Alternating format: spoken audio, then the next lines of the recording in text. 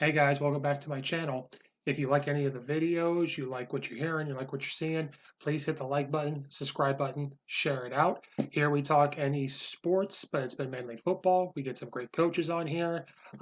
Anybody that wants to come on and talk some ball, you guys got an offensive play you like, offense you just want to talk about, defense, a drill, anything unique you do, or if it's just as simple as ever and you want to come on here and present or talk, please reach out. I love talking ball. I love meeting people and building these relationships. I'm having fun.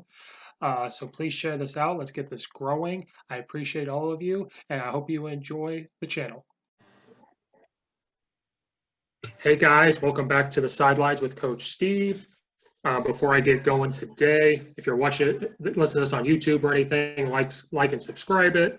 If you're listening to it on podcast form, share it out so we can grow this coaching community that we have going on. It's a great thing. Today I have a great guest. I have a future high school Hall of Fame coach in my eyes, Coach Jostes. Everybody in Illinois probably knows who he is. But just in case anybody that doesn't know who he is, Coach, could you please introduce yourself? My name is Coach Jostes, and I've been the head football coach at Maroa Forsyth. Well, this is my 21st year at Maroa Forsyth, and we're a 2A school located in central Illinois, just north of Decatur. Yeah, me and Coach just talked about got to play them in 7-on-7, and they're a 2A school. We were a 4A school, and some people thought we'd win, and I laughed, and I said, "You don't know what we're walking into." But you guys run a great 7-on-7 tournament. It was a fun time. Very well done. The first question I ask everybody, and it's always different, is how did you get into coaching? Because it's a tough profession, but it's rewarding.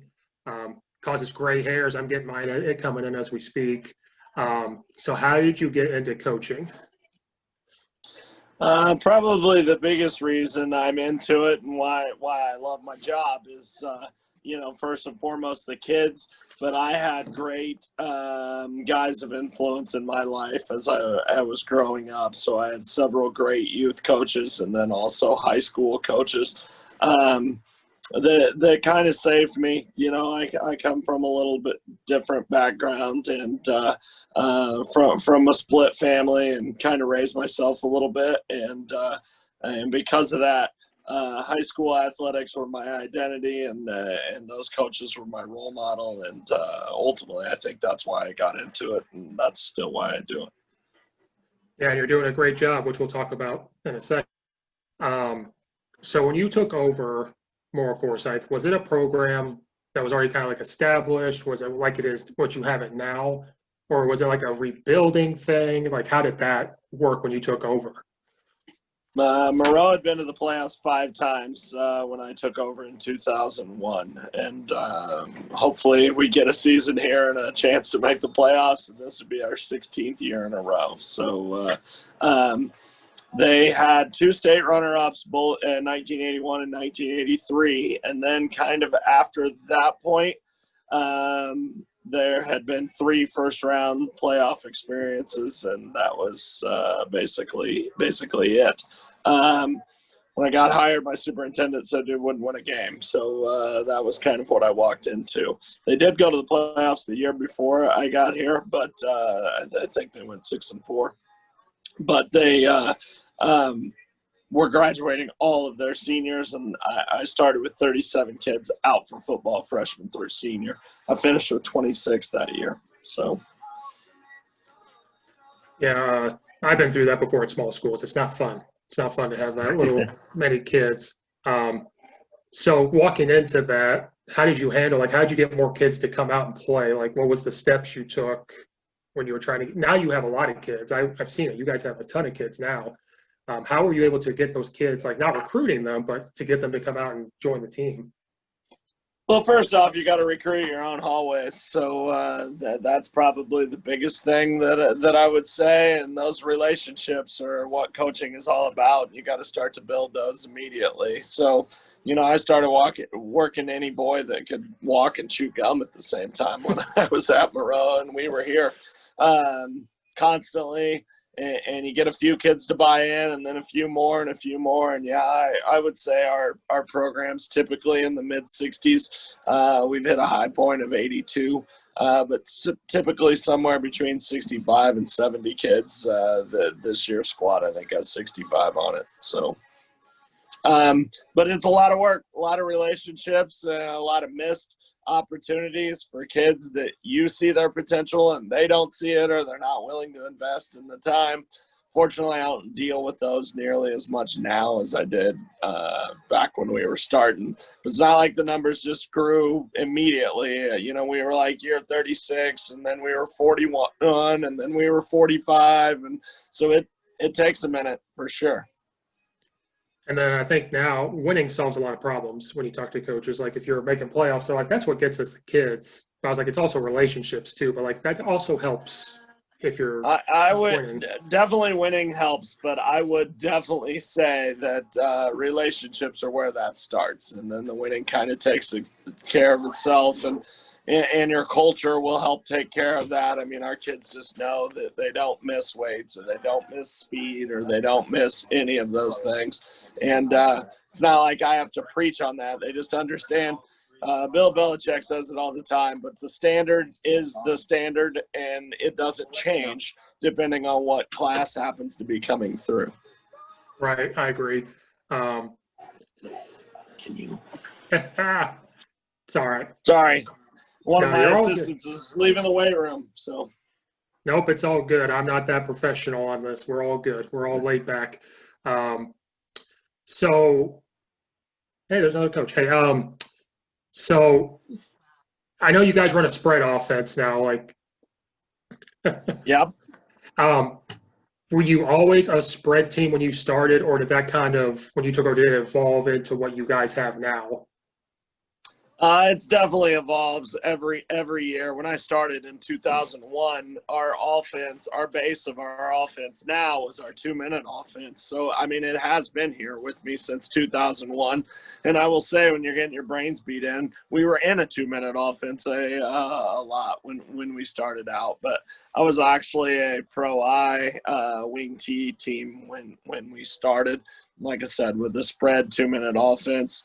And kind of adapted on top of that. We used to have 2 run schemes when I started in our 2-minute offense.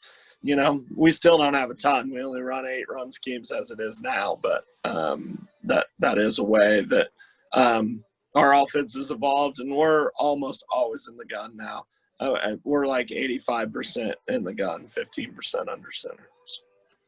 So what made you decide to go from a Pro I to that spread? Because, you always see the big.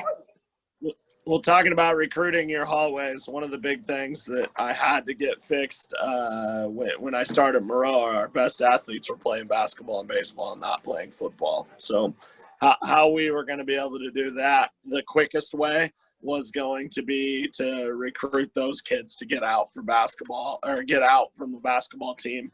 And that was kind of where we went to start to get those kids out. And by recruiting our hallways and running a spread offense where we were going to not have one lead guy, but a whole bunch of players that were going to be able to make plays, I think it helped. Yeah, you hear a lot of coaches say they won't adapt their offense to their kids, which is crazy to me that they won't do something like that. I just have never really understood that concept. We have base theories that we want to be able to do, but I mean, every class, because we don't get to pick them, is going to come through with a different set of strength. And so just because I say we're a spread team, and we are, doesn't necessarily mean that we are going to throw it 50 times a game or run it 50 times a game. Our all-time leading rusher is our quarterback, actually. So Jack Hockaday, that played at Iowa, has over 5,000 yards rushing and a couple 2,000-yard seasons from our quarterback spot. Would he have been a great tailback? Yeah. Would he have been a great receiver or any other thing? He started at Mike linebacker in the Big Ten. So, I mean, he could have done anything.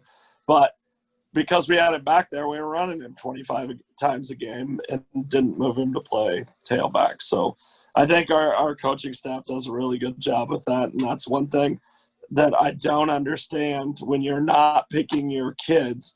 How it'd be different if you were recruiting kids to fit your system, but you're not. You're taking what walks the hallways. And I think that's probably a really common mistake that people are making in coaching, is that they don't change to fit their personnel. Yeah, do you think you being a spread helps that out a lot? Because I was talking to a coach. If you're a wing T team and you get a kid in that can sling the ball, I feel like it's hard to start spreading it out from a wing T. I'd rather be in the spread where I can, like, maybe if I get a kid that can't throw, to tighten it in a little bit, if that makes sense. Like bring Yeah, it. it does, and I think you have to be a student of the game, and to be quite honest, some just don't want to do that either. You know, this is what I know, and so this is what I do, and that does it. So in the off season, is there a team or a coach that you research what they do and you try to look at and see if you can't take something from them, whether it's college or high school? You know, we watch every week. I think I made 5 band changes for our team this week based on games that I watched this weekend. So you know, it happens nonstop. So for us, I think I have a great group of guys that watch a lot of football and understand the game of football, and I enjoy the game of football as well. So, like I said, I came in, I think the first email I sent to our guys Tuesday of this week had 5 changes that I wanted to make and things I wanted to add before our practice on Tuesday night. And obviously we're not playing right now, so we would be even better if we were in season and watching those games. So I do think you got to be a student of the game, and you got to be willing to learn. And there's, you know, if you stay stagnant, somebody's going to catch you. That's for sure. Right, especially like you guys, you're on top of the hill. They're trying to get you guys, especially like if you're the top dog, they're going to come after you. You got that target on your back, so you got to. If you run the same thing over and over, they're going to catch you and figure it out. In theory, yes, and we try to stay ahead of the curve. So with your offense, because I know you're the play caller, what's your favorite run schemes or passing? Like your bread and butter. What is something that you personally love and say we're going to do this all the time, year in and year out? We install. I can tell you how we install it first. So we're going to install our quick screen to our split end, and we're going to install our bubble screen to our slot receivers. So as far as passing scheme, that's going to be first. That's going to be first when they start 5th grade tackle football, JFL. It's going to be the first thing those kids learn in the passing scheme. We can build everything off of that as long as we can get the ball out of their hands fast, find a playmaker out there that can do something in space. So that's what everything we base our pass offenses off. It's going to come off of our quick screen game to one of those 2 kids, and we can take vertical shots from that. That also sets up our run game, we think, very well, because it forces you to defend all 54 yards wide of the field. And, you know, when we can get your outside backers or your safety scooting over there, because we're throwing, you know, quick screens or bubble screens to those kids, and then can still keep you honest by going up over the top on those, that's going to set up our inside run game. So if I had to pick 2, inside run game, it's going to be counter tray or trap. I feel like we're pretty good at both of those. So, and we treat our quick screen game kind of like a perimeter run. I mean, we literally expect our kids to complete those 80% of the time, and I mean, we achieve that every year. But again, they start, like my son Wade's our quarterback right now, but I mean, he started learning bubble and quick screen, now screen, you know, when he was in 1st grade, and we started JFL. So and that's just a flag football league that we play ourselves. By the time we get to 5th grade, they're actually playing other people, and it's tackle. I mean, we feel like it's something we could do. Yeah, that was my next question, was how big your youth program was to your guys' success, because you know, you have to have great young coaches to be any good. You have to have great young coaches to be any good at all. And, you really have to work at that. I try to not be over involved in our youth program, but I'm definitely going to give them the playbook, and I'm definitely going to pick who is going to be working with our kids. And sometimes it doesn't work out, and we have to let them go. I've got a guy that has coached this group that he started coaching them in flag football, and he coached our current seniors. He coached from flag football all the way through 8th grade. And he was somebody I knew and trusted, and he was outstanding. So you kind of pick them like that. They are all created equal. Like John Hockaday was once my JFL coach, and he sent 2 Division I quarterbacks. For us. Obviously, that was outstanding. Then he joined my staff for the next 8 years as the boys rolled in. So, I mean, it works out. But that's a big part. You got to pick the right people, and you got to have good people that are invested. Yeah, a place I coached at, which I told you earlier, I'll stay off of. The JFL program was so distant from the high school program that it just never worked out. By the time they got to high school, they didn't know what we were doing. They didn't know anything. And the coach I coached for, he told them, he said, when you drive to Rochester, he gave this as an example, do you see 5-time state title junior Rockets or high school? And the guy said high school, and he goes, there's my point. Because JFL said win, win, win, win, win at all costs, and they run these kids off. And we looked at a class a couple years ago that had 60 kids on JFL, and we're like, that's huge. When they got to high school, there was 22. And I think Coach knows the place I'm talking about, but I kind of keep my mouth shut. But it was just frustrating that it kind of churns into that. Then up here in Chicago, they have 6 different JFL teams that filter into 6 different high schools. But those high schools win, and it's crazy how that works. Yeah. I don't know. You guys are doing it right there. So we'll get into the COVID thing. So each school district was different. I know for us, I only saw the kids 2 weeks during the summer. It was hard. So how was you and your school district able to handle what you guys were able to do in the summer?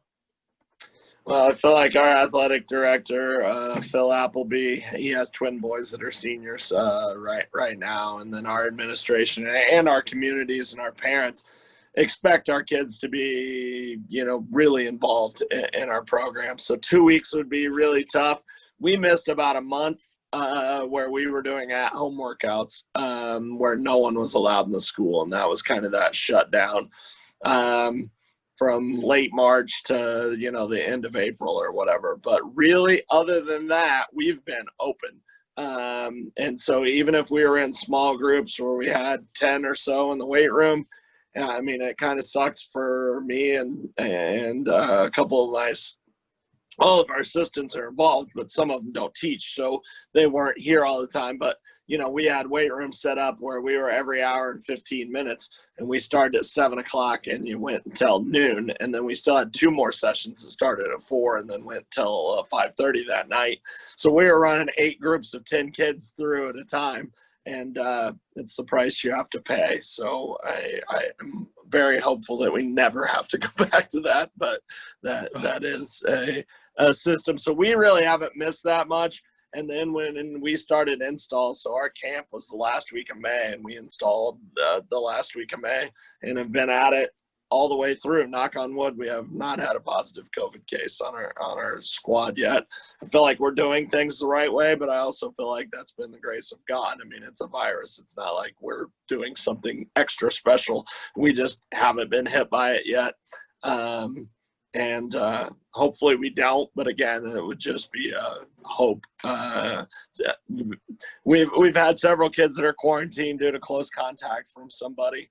And that would have been really difficult to handle, especially the way we're practicing right now is we practice on Tuesdays with the whole team. We practice on the linemen only on Wednesdays, and then we practice skill kids only on Friday nights under the lights when they're playing 7-on-7 games. So we're going as a coaching staff 3 days a week and as a team 2 days a week. So and so far so good. It's not perfect. But like this weekend, just to show you how our administration, we have band, chorus, cheerleader, dance, and JV and varsity football, and it's our Real Men Wear Pink, and it'll be under the lights. And then we have people that have just taken down the corn past our field, and they're actually hosting a bonfire and a kind of a homecoming-ish tailgate, and it's obviously us playing us, but I expect there to be a few people there. So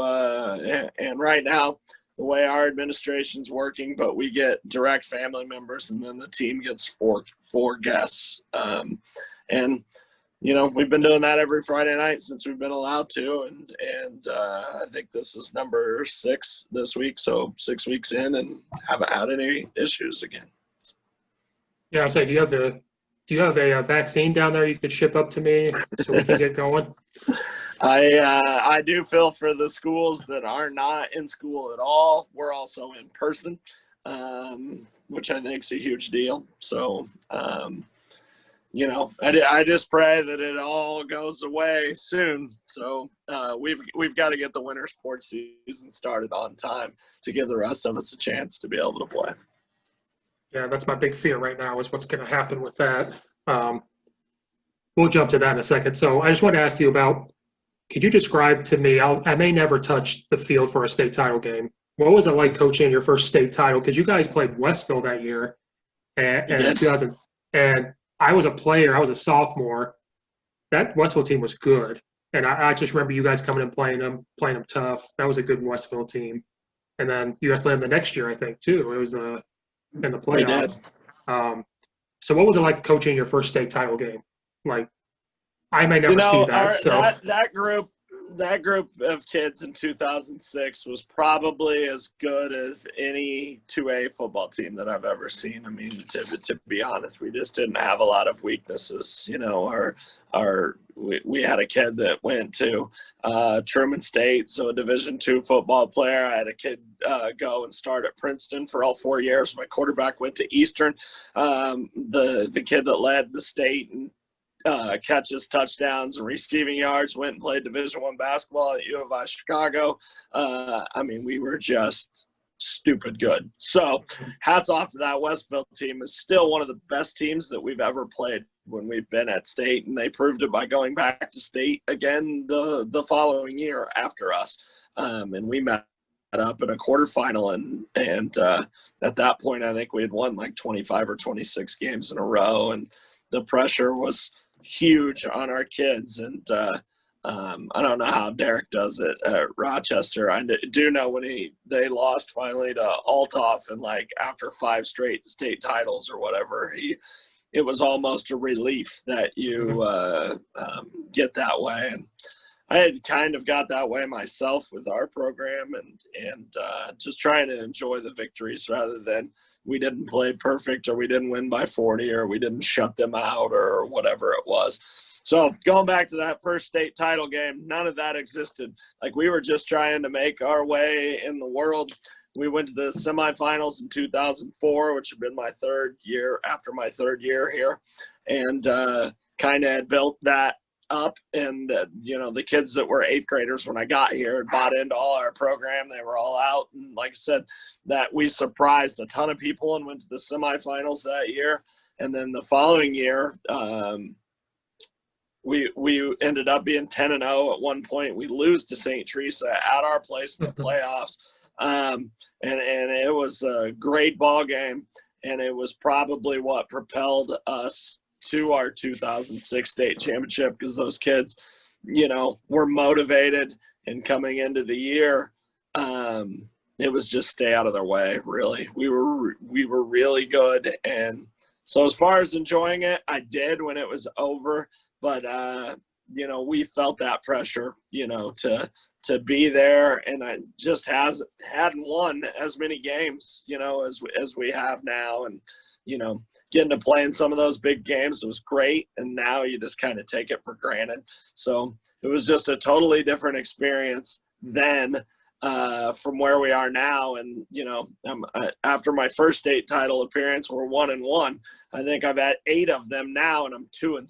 So maybe I was better off to be oblivious back then. So I was getting ready to say, like, when you go now, is it just normal? Like, oh, this is Memorial Stadium, this is Husky Stadium. Is it just a normal thing now? Like, I've been here. I already know. I know the doors. I know the cracks in the wall. And Without sounding conceited, it really is. I mean, our kids legitimately expect to go to a state championship every year and are kind of disappointed along with our community when we don't. So that I know it sounds terrible, but I don't know. I think we've been there 8 times in the last 13 years or something like that. So it's more of a surprise when we're not there, honestly, or not expected to be there. And God willing, this class that we have of 2021 has another golden opportunity to be there if we can get a playoff system set up. Yeah, I don't know how Derek handles that year in and year out. When they didn't go that one year, I heard a lot of rumblings. I was like, wait a minute, he won 5 in a row, and now he's not there. Like, and then I was hoping they were going to play Immaculate Conception a couple years ago. I scouted Immaculate Conception for him and Steve. I was like, hey, I'll go watch their offense. And then that's when the Kankakee team won. Bishop McNamara won instead. Yep. Yeah, so anytime you guys play a Chicago team, I'll go scout them. I'll drive over for anybody down there. Perfect. So anybody listening, Illinois has been a dumpster fire, to be nice about it, not to get anybody in trouble. I don't know if you want to say you were a spokesperson, but you guys, you and Derek and his dad kind of started the let us play thing. Like, it seemed like that's where it started, where I saw it from my aspect.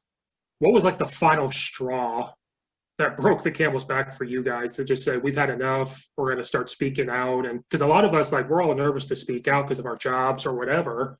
So it kind of was just like, I'm done. We're going to speak out on Illinois and the high school thing. Fortunately for me, I have, I think, a great community and administration that supports me and promotes freedom of speech. So, just because I'm saying it doesn't mean they necessarily agree, although I think in many cases they do. So that helps a little bit. Also been in education for 24 years. I'm down to my last 9. So I think that helps a little bit too if you are young. And obviously with Derek and Ken, I don't think either of them are overly worried about their job security. It's all about the kids for me, and the kids deserve better. I finally snapped in late July, mainly because we didn't have a plan about how we were going to attack this. The IHSA hadn't released what they were going to do. Pritzker hadn't said what he was going to do. And these kids were riding this emotional roller coaster. And then he has his hasty announcement right before the IHSA comes on, an announcement. And at least for me, that is when I could not handle it. I don't even have Facebook, so I'm not a huge social media guy. I honestly got into Twitter after a former boss of mine had suggested, you can pick up a lot of great stuff, a lot of great quotes, just little stuff. And I kind of got into it.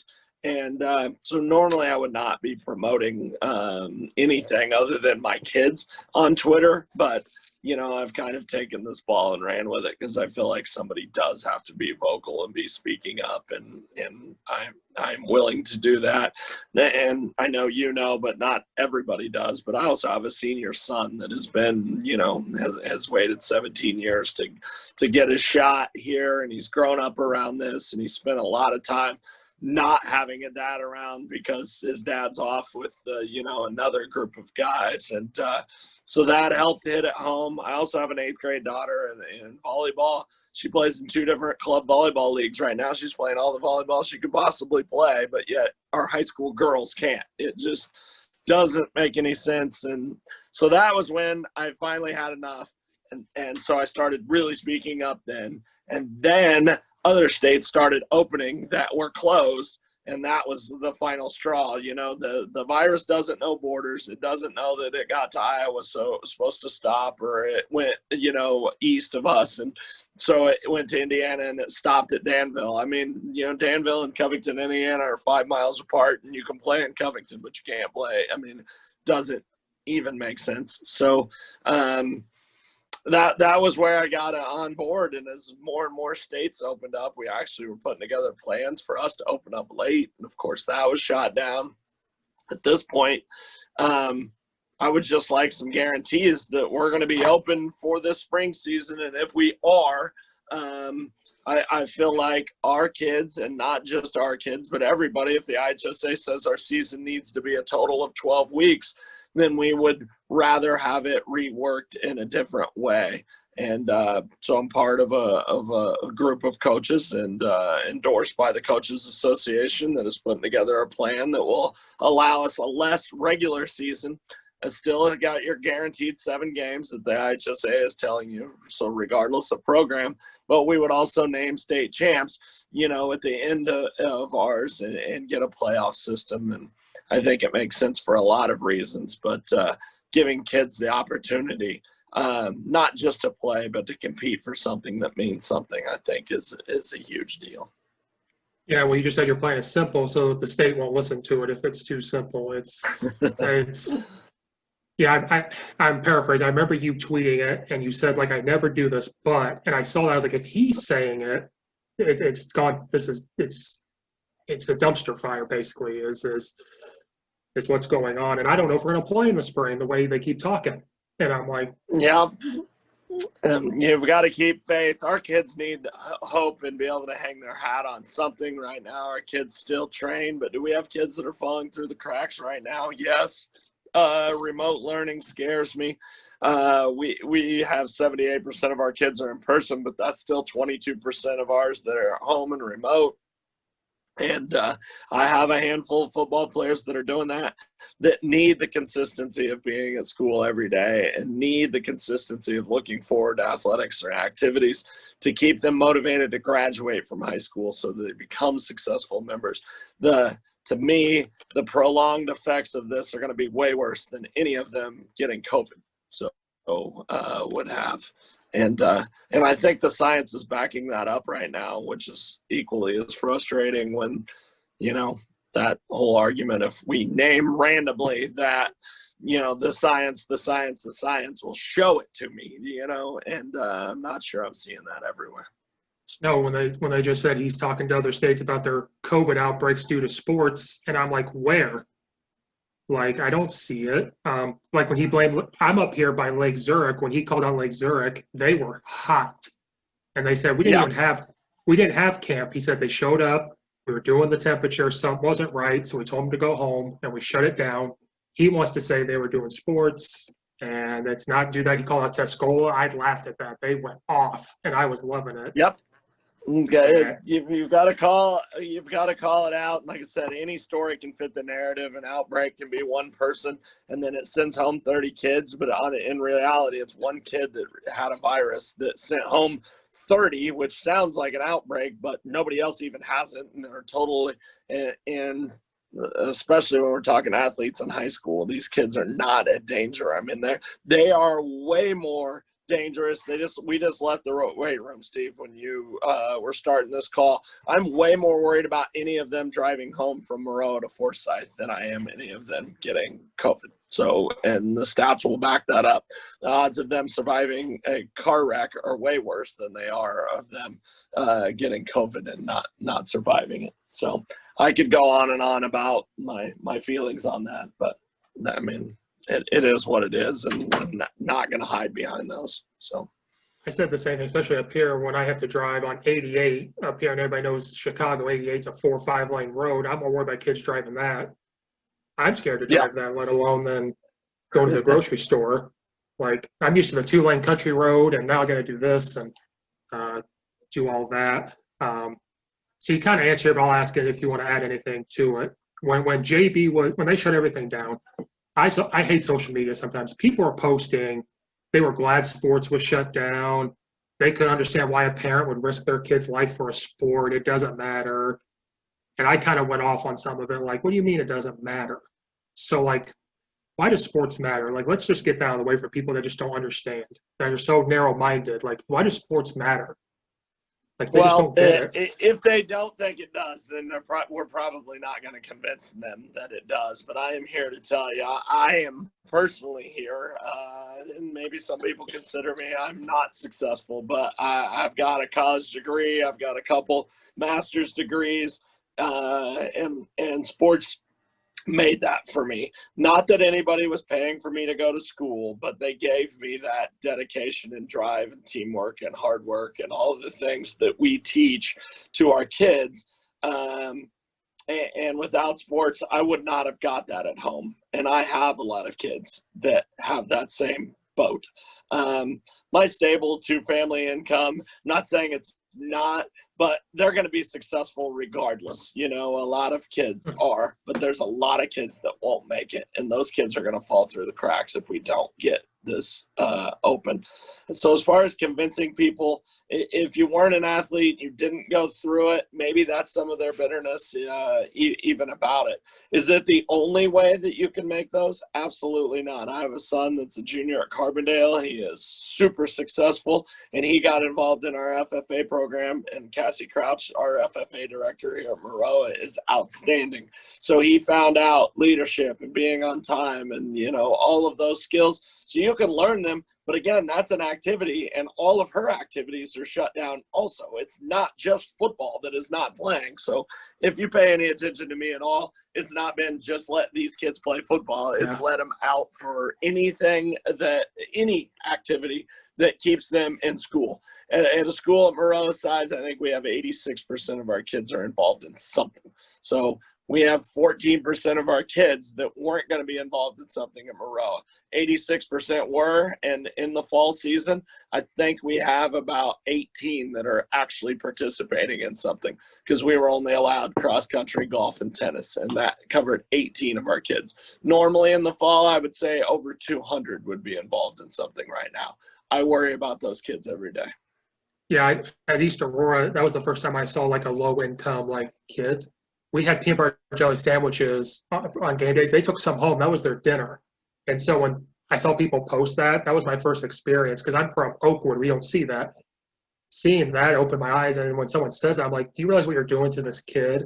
He lives with his grandma. He lives with a brother.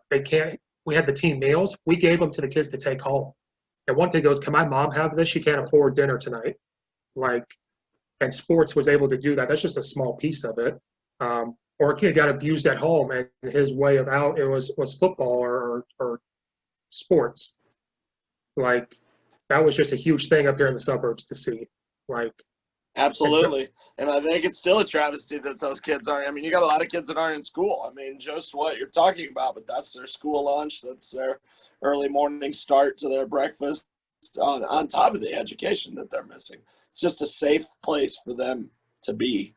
And who knows what the repercussions of this are going to be 20 years down the road, when these kids are the leaders in our workforce, or are supposed to be anyway.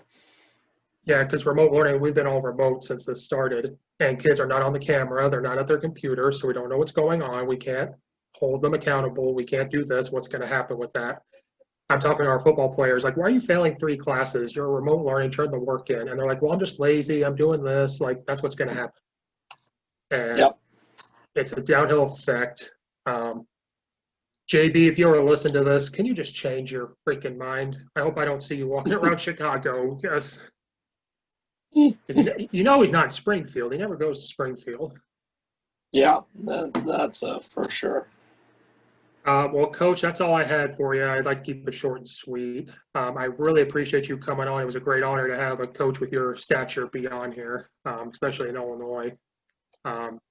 I hope we play in the spring. I'll root for you guys down there. If you see Hogan, tell him to drive up here and visit me. I don't know what he's doing, but he calls me. Picking corn right now, I'm sure.